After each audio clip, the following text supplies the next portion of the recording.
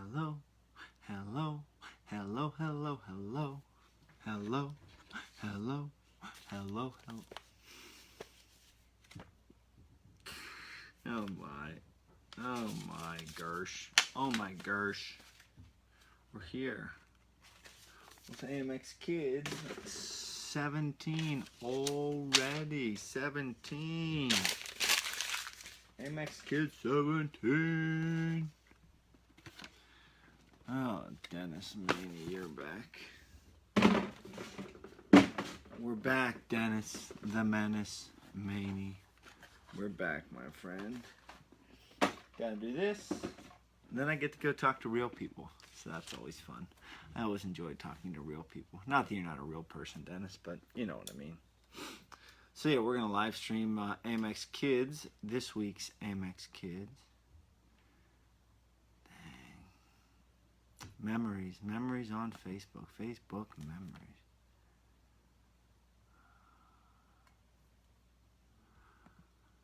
All right, some more people joining in. That's always good. Hey, never mind. Just sit back and enjoy the show. Sit back and enjoy the show. All right, so this is a good one. This is a little bit different. This is a little bit different for AMXkids. I chose a book that is younger, like much younger than middle school, because it was just really cool. And I'm gonna watch. Oh, maybe I'll watch the movie this weekend. Ferdinand, the story of Ferdinand. That should be pretty cool. That should be pretty cool. Alright, give me a sec to get ready to rock and roll here. Rock and roll. Rock and roll-yo. Rock and roll-yo. Rock and roll. Alright, you ready?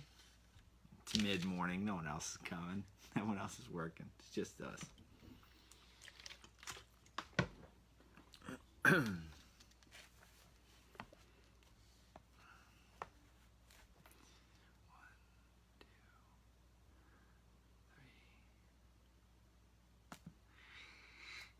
Hello, my young, lifelong learning friends. This is AMXkids 17, and this is the Spaniard.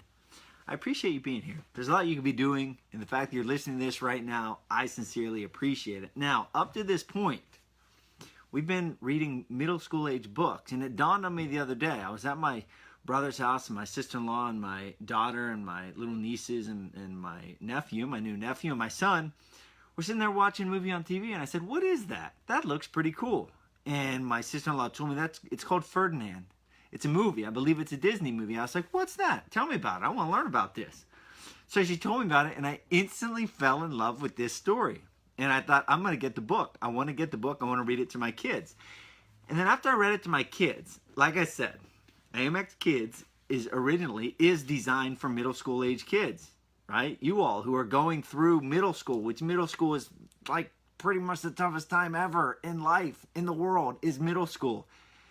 And most likely you'll look back on those middle school days and they will be formative. They will be formative. Formative means basically they were important. They had a big impact. They helped shape you as a human. Okay, so you'll probably look back on your middle school years and think that. But I thought, wow, this story, Ferdinand, the story of Ferdinand, it's written, I mean, the book, if you go to Amazon, it's written for 3 to 5 year olds, but it's still a tremendous book with a tremendous point. So I'm going to watch the movie. I read the book. I highly encourage you. Look, I don't care how old you are. I don't care if you're too cool for school, right? Maybe you're an 8th grader walking around, yeah, you know what's up. I don't care. Get this book. Ask your parents to get this book. Go to the library and rent it. It's called The Story of Ferdinand. It'll take you 5 minutes to read, but I promise you that you will enjoy it. So give you a little bit of a backdrop, not too much history, but since I was a Spanish teacher, and I'm not going to lie, I had to go back and I had to restudy because it's been a decade or a decade and a half since I've actually taught Spanish history and culture. So I had to go back and do some looking. Now I want to throw this out there. I know Spanish probably isn't important to you. I know you probably don't even like it. You don't even want to go to Spanish class, and that's fine. I'm not going to try to beg you to want to go to Spanish class. But I do want to tell you why it's so stinking awesome. Not only does Spain have beautiful beautiful beaches. Beautiful beaches. Some of the most incredible beaches that you could ever imagine in your life are in and around either islands off the coast of Spain. Not only that, the food is delicious. Food is delicious. Both Spanish food and the Italian food in Spain. The pizzas in southern Spain were so good. And it's also a lot of fun, kids. Spain is a lot of fun because they like to do fun things. They like to hang out with their friends. They like to play all kinds of sports. They like to go out. They like to socialize. They like to shop. They like to walk. I know. Well, I'm probably speaking to the girls right now, but my guess is you girls enjoy going for a nice shop. Going shopping, right? Well, they do too. So I encourage you, although you might not enjoy sitting in Spanish class, I encourage you at least open your ears and listen to the story of Ferdinand. So the story of Ferdinand includes a little bit of Spanish history and culture, and that of bullfighting. Now, I'm not going to go in depth about it, partly one, because I'm not an expert. I do know probably more than the average person, but I'm certainly not an expert. And two, because I want to keep this short and I want to keep it pertinent to the story of Ferdinand, the book. But bullfighting as we know it, or as we, I don't want to say as we know it, as we probably think we know it. You know, you imagine the bullfighter with the red cape and the bull running at it and him, you know, moving it and the bull running past him. But there's a lot of history to it. And over the years, and my first trip to Spain was back when I was like 21 and I'm 37, so 16 years ago. So right around 2000-ish is when I first went to Spain. And even then, there were like, I don't quite know how I feel about bullfighting. Yeah, I don't know. Bullfighting is like, it's kind of cruel to the bull. We're not really sure how we feel about it. So there was this change going on in Spain. And this is, I want to say thousands of years old, at least many hundreds of years old, where this tradition of bullfighting was prominent in Spain. And what happened over the years and years and years, it started to change. So the young people, and when I say young, I mean my generation, because that's when I was there and that's when I started to hear it, they started to think, maybe we don't particularly like this bullfighting. So there are different cultural opinions of the sport or the art of bullfighting in Spain. Let's get to the book, The Story of Ferdinand. So on the back cover, and like I said, kids, I don't care if you're in 6th, 7th, 8th, 9th, 10th grade. I don't care if you're 40. I read this book and I loved it. So get this book and read it. It'll take you 5 minutes to read. On the back cover, it says this. This is the story of Ferdinand, a little bull who would rather sit and smell the flowers than fight in the bull ring. The story of Ferdinand, a little bull who would rather sit and smell the flowers than fight in the bull ring. So let me ask you a question. Have you ever felt pressure to be something you're not? Have you ever felt pressure to do something that you didn't want to do? Have you ever felt pressure to be a certain way? Maybe make fun of a certain kid because your friend said, hey, let's make fun of that kid, and maybe you feel pressure to make fun of that kid. Have you felt pressure to do those things that is truly not you? And what do I mean by that, truly not you? In a minute, I'm going to talk about values. So we'll get to what you actually means. This is Ferdinand. That is Ferdinand. Ferdinand, I don't want to tell you the whole story because I want you to read the book, but Ferdinand grew into a big, strong, fierce bull. And that is like the epitome of what you want in a bullfighting, in a bullfighter, right? A bull that's going to fight. Big, strong, fierce, big horns, big shoulders, strong, athletic. Fuerte, as we say in Spanish. Very strong. Un peleador, a fighter. But all he wanted to do was just smell the flowers. Now, wait a minute. That's not how it's supposed to be. Ferdinand's not supposed to want to smell the flowers. Ferdinand's supposed to fight. And he's kind of being pressured to get into the bull ring and to fight. When truly, he just wants to be himself. And what is himself?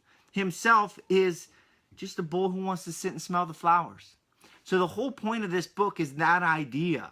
If you've been maybe from the outside, maybe friends, maybe community, maybe if you grow older, maybe it's your family, or maybe it's other influences, where you feel this pressure to do things you don't want to do, to be a certain way. I do a lot of reading and a lot of listening, and I listen to some very, very, very famous, successful people. And the one that sticks, I believe it was Steven Tyler of the band Aerosmith, So youngsters, you might not know who Aerosmith is, but they've been around forever. I want to say it was Kevin Hart, whose book I recently read, who you probably know Kevin Hart, Jumanji, comedian. His new movie, I believe it's Night School, came out. I'm about to go see that one. And I'm going to go by myself, kids. So don't be afraid to go to the movie by yourself. Sit back and enjoy a nice movie. But they talk about this pressure of feeling I'm a rock star, so I have to live a rock. No, you don't. You don't have to live a rock star life. You have to live your life. Now, it's pretty timely, pretty coincidental that I'm about to start a book on Mr. Rogers. I'm about to start reading a Mr. Rogers biography called The Good Neighbor. And not only is this show to teach you life lessons, but it's also to encourage you to read books. You know, I just finished The Outsiders, which is an all-time youth classic, The Outsiders. And the author, S.E. Hinton, wrote that book so she could figure out her way through life's challenges and problems. So she wrote her way, and I'm going to talk about expressing yourself here in a minute, but that's why she wrote. She wrote so she could figure out life's problems. Earlier in this episode, when I talked about middle school being super difficult and super tough, and you're going to look back on it when you're 37, maybe when you're a 37-year-old former Spanish teacher, UFC fighter, and hint, hint, that's me, and you're going to look back at middle school and say, dang, those were tough years. So these books are designed to help you get through those years. So it's not just I want you to read to do homework, right? I know you don't want any more homework, but really I want you to read because reading is going to help you figure this stuff out, help you get through these problems. So back to Mr. Rogers. I'm starting his book. Probably start it tomorrow, today or tomorrow. It's called The Good Neighbor. Now, Mr. Rogers, if you don't know Mr. Rogers, the modern day Daniel Tiger. So Daniel Tiger neighborhood, so much to see, so much to do. Won't you ride along with me? Ride along. There's lots of friends on every street in this land of make-believe. That one. Well, that comes from Mr. Rogers. So Mr. Rogers was before Daniel Tiger. But one of Mr. Rogers' greatest quotes is this. Quote, one of the greatest gifts you can give anybody is the gift of your honest self. One of the greatest gifts you can give anybody is the gift of your honest self. So Ferdinand is big, strong, fierce. Everyone wants him to fight because he's supposed to fight, right? Because he's big and strong and he's a bull and he's fierce. But he doesn't want to. And one of the greatest gifts that Ferdinand can give anybody, can give the world, is the gift of his honest self. You'll be much happier that way. I guarantee you'll be much happier that way. So whether it's peer pressure from your peers, maybe it's coming from your teammates. Like I said, as you get older, maybe it's coming from other sources of influence in your community or in society. It can come from anywhere. But it's important. And earlier I mentioned this idea of you. Right? Being you. Be who you really are. Well, what's that mean? A good way to figure out who you really are is by identifying your values, your core values. Now, I don't want to I could create a whole other lesson on core values. So simply put, I'll tell you just to, if you don't know what it is, hit pause, Google it quick, and then come back. Core values. So it's super important to identify your values, your core values. What are the things that are important to you? Family, maybe fun, loyalty, hard work, discipline, humor. Those are all values. And when you add those values together, when you add up the things that are important to you, when you add them all together, that equals you. Get it? So when you add up all of the things that are important to you, right, all of your core values, when you add them all together, and you put them in a blender, mix them up, put them in the cake pan, put it in the oven, bake it. When it comes out, that is you. You are the cake, right? You are the cake. So for me, hard work, family, discipline, fun, competition, intensity. I value all of those things. So that makes up me. So when you're able to identify your values, you're able to write them down on a piece of paper, define them, say why they're important to you. The end product of that is you will know who you are. And that's what this whole lesson, that's what the story of Ferdinand is truly about. And be it creatively, Be it creatively. The way you write, maybe you sing, maybe you play an instrument, maybe you're in a sport. Sports is a form of creativity. Be it creatively, athletically, musically, or conversationally. Conversationally.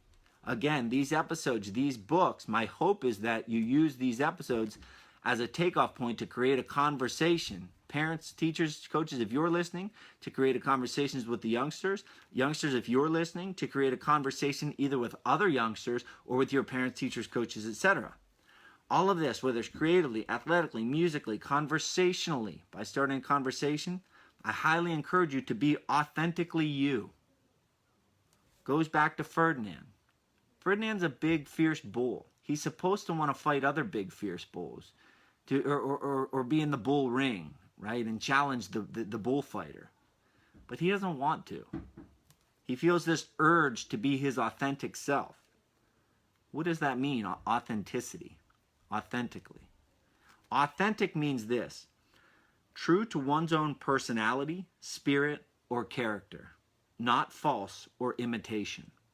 So if you're being authentic, you're being true to one's own personality, spirit, or character. I'm not going to lie, kids. That almost brings a tear to my eyes. I'm a fighter, right? But I cry as more than the average person because I think that's beautiful. If you have the confidence to be true to your own personality, spirit, or character, that there, as per Mr. Rogers, as per what I believe, that's the greatest gift you can give anybody. Being authentic means you're not being false. Not being false. It is not imitation. So if in your heart and your soul you're thinking, I don't want to make fun of that kid over there, but my best friend is telling me to make fun of that kid over there, and then you make fun of that kid over there, that's being false. That's not being true to your own personality, spirit, or character, because you actually want to help that person. And it's difficult. Trust me, it's difficult as a 37-year-old former professional fighter man to do that stuff. So I know as a youngster in middle school, when you're figuring all this stuff out, I know it's going to be extremely difficult. But I promise you, that is your best bet to be authentically you. And I want to tell you from personal experience that it feels much better to be you. We talk about individuality. You know, people try to be different. People do a lot of times they act out so they get noticed. When truly, if you just be yourself, there is no other you on earth. That alone makes you unique. So being authentically you makes you unique. So through wrestling, fighting, on stage, behind a microphone, I'm best and happiest when I'm me. Sure, there's pressures, there's influences, there's situations that might draw me away or maybe try to convince me to not be myself. But I can tell you on the wrestling mat, when I was not Charlie, I certainly lost. I can tell you that in professional fighting, when I went in that ring thinking I've got to make the boss happy, I've got to make the fans happy, you know what happens? I get kicked in the teeth or I get knocked out cold. On stage, behind a microphone, if I try to say what I think you want me to say or what I think the audience wants me to say, I sound like a dummy. I sound like a broken record. I sound like a robot. I don't sound good at all. I'm at my best, at my absolute best when I am me. And I feel comfortable saying you will be your absolute best when you are authentically you, when you are true to your own personality, spirit, and character. Look, there's no pressure here. There is absolutely no pressure. And I want you to repeat this little mantra that I'm going to give you here in a minute in your head. Whenever you feel the urge to not be authentic, I want you to stand up. I want you to put your shoulders back. I want you to put your chin up. And I want you to repeat in your head, just stinkin' be you. Just stinkin' be you. Just stinkin' be you. And then you go out, my friends, and you face that day, you face that challenge, you face that world, you face that situation with the confidence of knowing that you are just stinkin' being you. And I highly encourage you, young, old, I don't care. Get on my website, order the book, The Story of Ferdinand. Read it. Read it over and over and over again. It's a tremendous book. It's a great message about being authentically you. You know, whether you're a big, fierce, strong bull and you're supposed to want to fight in the bull ring, but all you want to do is smell the flowers. It's a tremendous message. I hope you enjoyed this message. AMXkids 17, The Story of Ferdinand. As always, I appreciate your support. Youngsters, this is, if you're listening to this, know that you're doing what you need to do to get where you want to get. Take these mini lessons here. Have them catapult you into reading more and more books, having more and more conversations. Coaches, teachers, parents, please use these in whatever capacity you possibly can. Subscribe to the Spaniard Show on iTunes. Every Monday through Friday, I'm putting out a short 8-minute message based on the magic and the gold and the wisdom that is in the books that I read. Monday through Friday, we're putting out interviews, we're putting out workouts, we're putting out what I learned. There's so much wealth of knowledge to use in the classroom, in a leadership position, and for your own soul. That's why I create this stuff, for my soul, to keep me keeping on. This has been AMXkids 17. Read a book, folks. I'll see you next week. Next Tuesday, 4 p.m. is the next episode of AMXkids. See ya.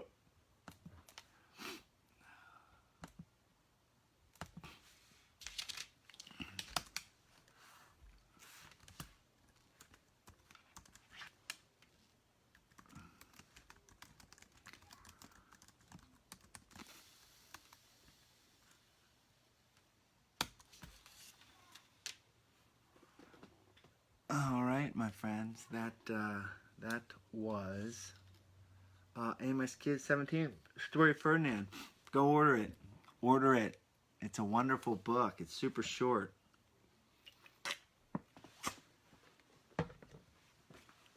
Hope you enjoy it. See ya. Bye. Have a great Tuesday.